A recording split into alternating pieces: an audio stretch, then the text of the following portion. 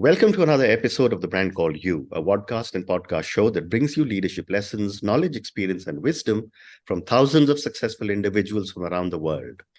I'm your host, Ashutosh Garg, and today I'm delighted to welcome a very, very accomplished professional from the world of technology from Tel Aviv, Israel, Mr. Jason Schwartzman. Jason, welcome to the show. Hi, thank you. Thank you, Ash. It's a pleasure to be here. Jason is a data scientist and a business intelligence expert. He's currently pursuing a PhD in data science, and his expertise has led to multiple USPTO utility patents, solidifying his reputation as a forward-thinking innovator. So, Jason, before we talk about data science and business intelligence, tell me a little bit about your own amazing journey. Oh, thank you. So I started off my career in computer science university when it was still largely math and algo, back in the dark ages of computer science. Mm-hmm. I originally thought that I'd stay in academics, and I actually, in parallel, taught for many years around different universities in North America. Mm-hmm. But business interests kind of drove me into finance, into banking. At the time, that was sort of the greatest area that a lot of the high-tech world was. So I began into banking, and eventually I saw that I really connected with the algo and modeling, risk modeling, and so forth. So then from there, I kind of morphed into ERP as a manufacturing consultant, traveling around pretty much the world in manufacturing consulting, and eventually relocated to Israel. That was around the time that mobile was starting to become more of an interesting kind of venue. Mm-hmm. But over the last 8 to 9 years, it's really been only data science and business intelligence. A lot's changed in the industry, and it's quite exciting.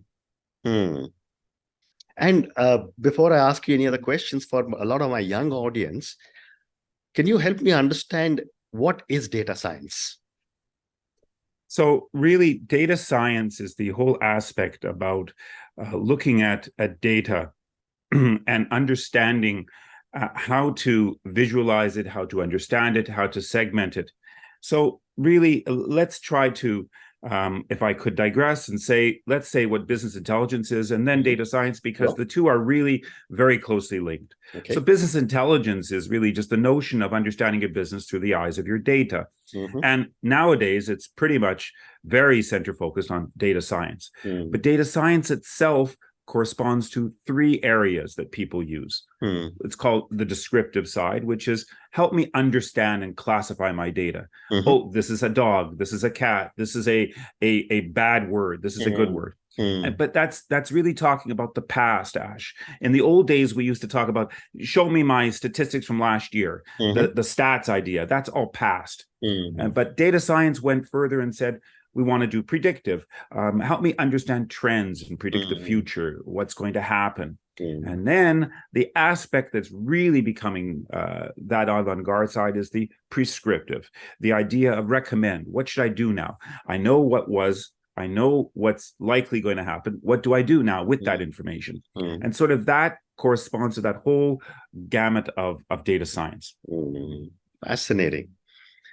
So, you said that you relocated to Israel, yes, to pursue this in much, much more greater depth. Was this a decision because of the incredible amount of technology that Israel has, or was it because of the startup scene in Israel? Was it for some other reasons? Well, I think it was a combination of those two. I had an emotional connection with the country and historically, but putting that aside, that really I saw that this was an opportunity to be able to get deep into the startup world, into the whole aspect of what's going on here. I didn't really gravitate that much to the security area, which very often Israel is associated with in security platforms. I sort of gravitated to this whole idea that you can take and run with an idea fast and do it. That is true. And Israel offers some amazing opportunities for new ideas. Yes. My next question to you, Jason, is that help me understand how you use data science to make informed business intelligence strategic decisions. Right. So let's sort of divide it up into the two aspects.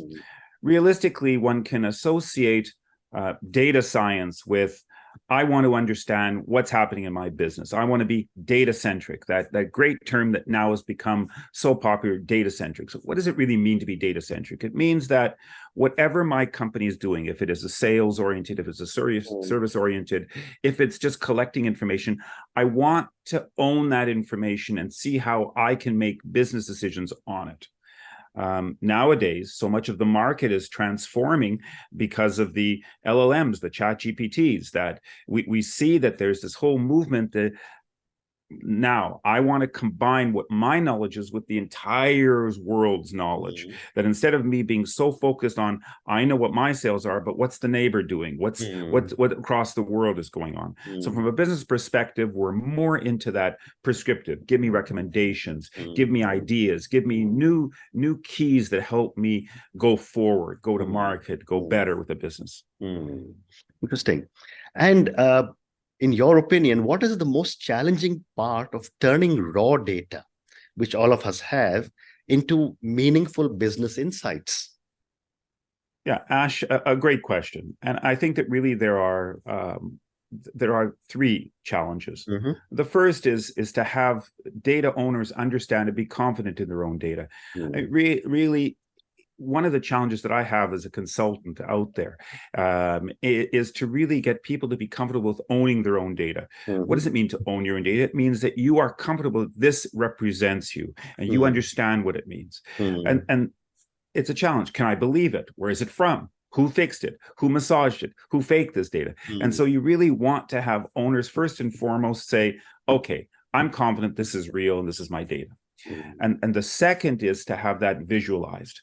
Often it's just numbers in a table. We've got so many years of the Excels and spreadsheet formats that pictures are worth 1,000 words. And by visualizing what's going on, it's an unbelievable exposure to have a person understand what's going on. I tend to use a Data Looker, which was formerly called Data Studio, as a way of helping people. It's a simple tool, it's free, and it helps company understand their data. Seeing is believing. But the third is then to bring in classifications, recommendations, analytics to explain how AI made the choice. You may have heard the term that's very popular in the industry now called explainable AI. Right. The idea that okay, you gave me a recommendation, this Netflix film I should see. How did you make that decision? On what basis? It started in Asia in general, and it's migrated to the rest of the world, as right now pretty much the leader in customer exposure is all of Asia. And how do I explain this? How do I understand what's going on better? Very interesting. And can you share an example where data science has significantly impacted a business decision or a strategy? Sure. The example that I'd like to give you is actually not so much of a positive one. I think I have some other examples that I could give you after that are more positive, but here's a not so positive way, but I think that it really helps understand data science and where owning that data with those challenges that we just talked about impacted. A few years ago, I was working on a contract to help build an overseas company in America to Israel, an e-commerce based. It was an exciting time. The e-commerce was going to be data centric, and the CEO was, wow, he was out of the running forward to say, I want everything data driven. My role was to help ramp up the team, help understand the data, and really in doing so, help them, especially the people that weren't so familiar with the data, even though that they knew their own business for 10 years, to outline it and visualize it.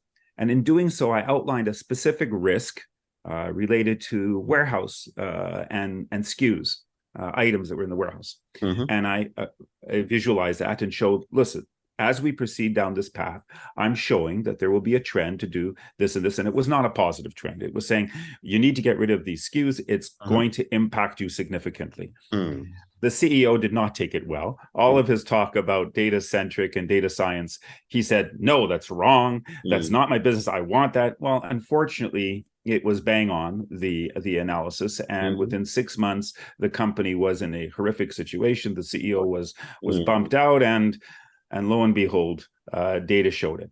I think really it's the example is not so much to show how it failed, but rather how we can say we embrace data science, but we need to go back to those challenges we talked about, Ash. We need to own that data. Yeah. Yeah, well said. Well said. Thank you for such a great example. But the other question, Jason, that is often asked about data is the ethical considerations when you are looking at data. How do you handle the matter of ethical considerations when you take into account analyzing and utilizing data? I think that in our times, it's a critical point. Yeah. And I compliment you for asking this. I think that not enough people are asking this. And we come from sort of the times of seeing the transference of explosion of personal data online, Ash. And maybe we're sensitive because of that. There are really 2 points to consider, Ash. First is the PII, personally identifiable information, which is incredibly important to respect and protect, both legally and morally. I don't know the specific laws in every country in the world. I do know that we all know the flagship GDPR in Europe, which sort of promoted it for the rest of the world. You simply cannot allow personal identifiable information. And so you have to ensure asking those questions outright. Is the information that I'm getting got PII? How do I respect that? How do I protect it? I don't want it on my computer that then later I'm legally in an issue with protection on it. The second is even greater, which is called the IP aspect. Data now is the blood of so many companies. We need, as data scientists, to learn how to protect and control their own data and acknowledge it as theirs. When ChatGPT first came out, there was an explosion of people using it until they realized, wait a minute here, OpenAI is going to own everything that I type in. Correct. And so within a month, OpenAI offered the opportunity to delete your own data. And that was clearly showing the way to approach the problem. They said, you know what?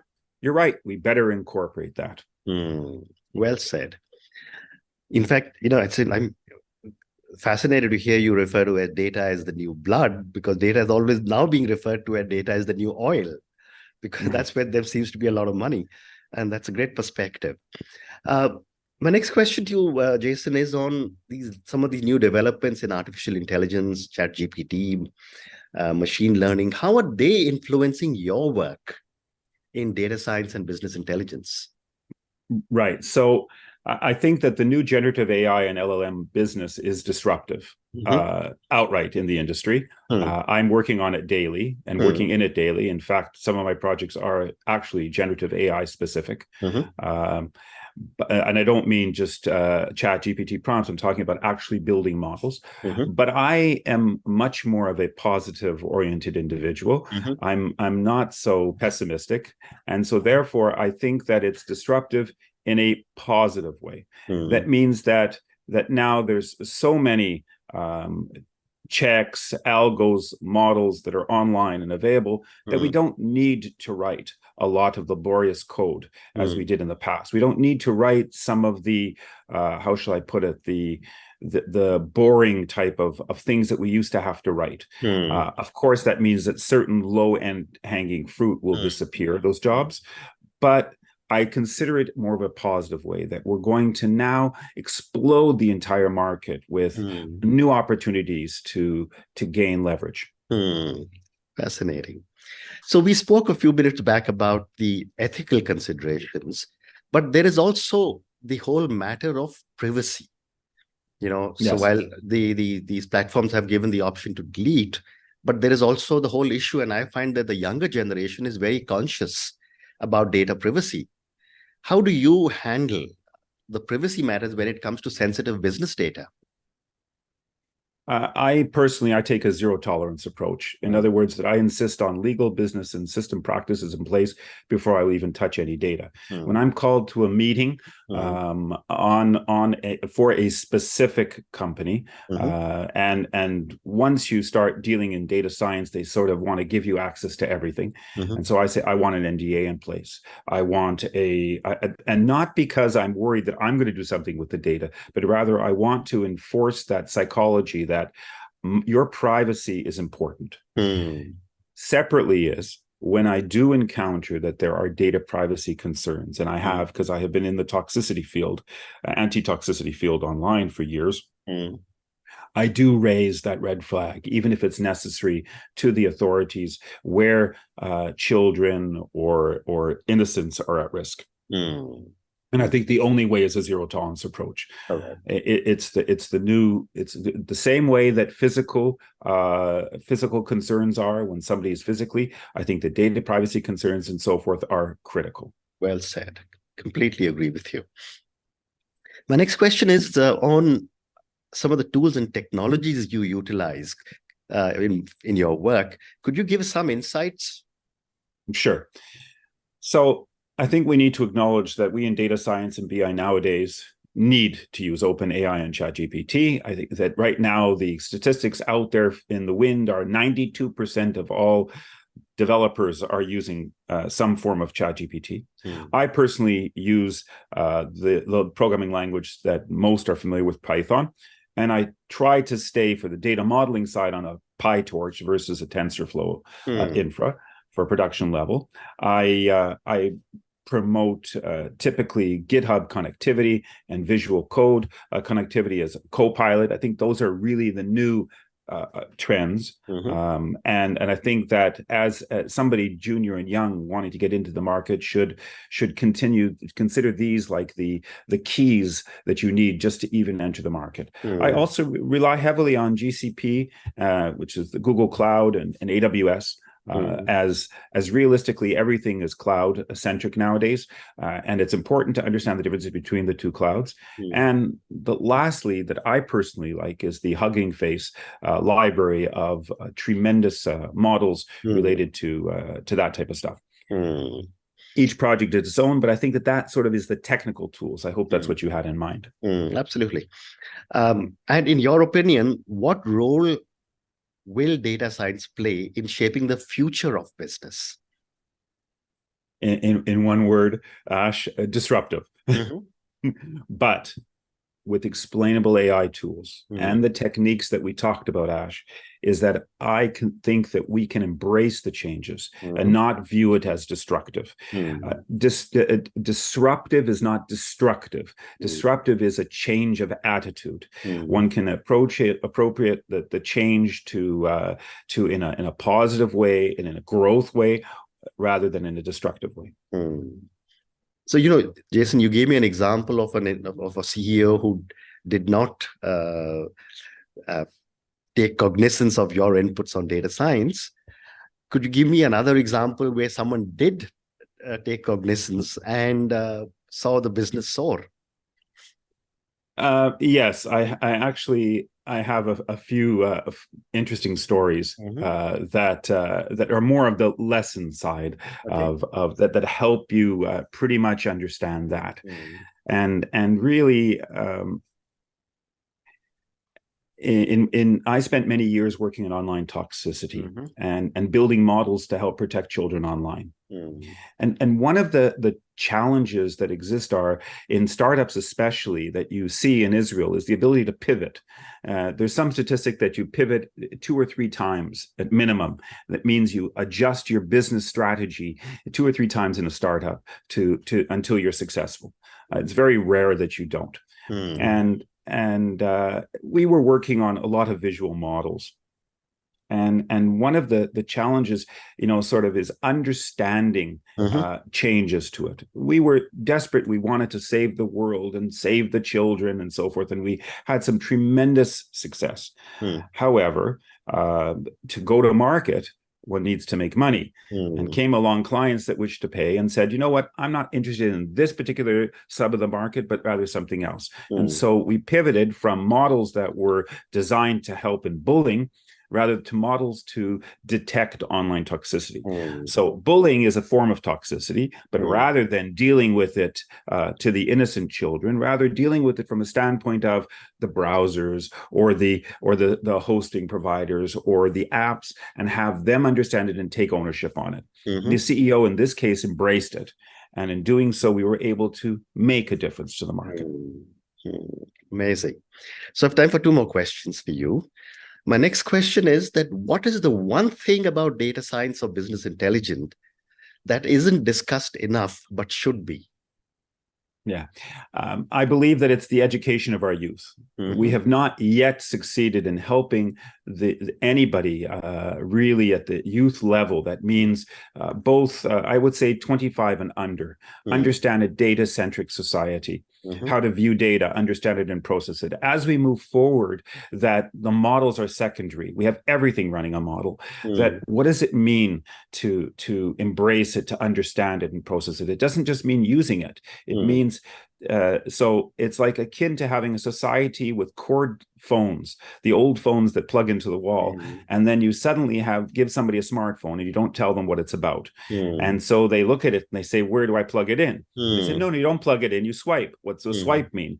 So we need to give a set of tools and viewpoints differently, and starting at the youth, starting at educational levels, elementaries, mid-range, high schools, universities even. I'm involved at the university level and under, and I see again and again, we need to embrace that idea of data. But I'm a little intrigued by your comment that, especially people under 25 need more introduction or more understanding, because one thing that I see with young people is that every decision they take is based on data. So even to select a restaurant, they will go and see how many reviews it's got before taking a choice or what the menu may be. So that's brilliant, and I think that I'm going to give you an example that rather hits home in India a little bit, but understands the context aspect.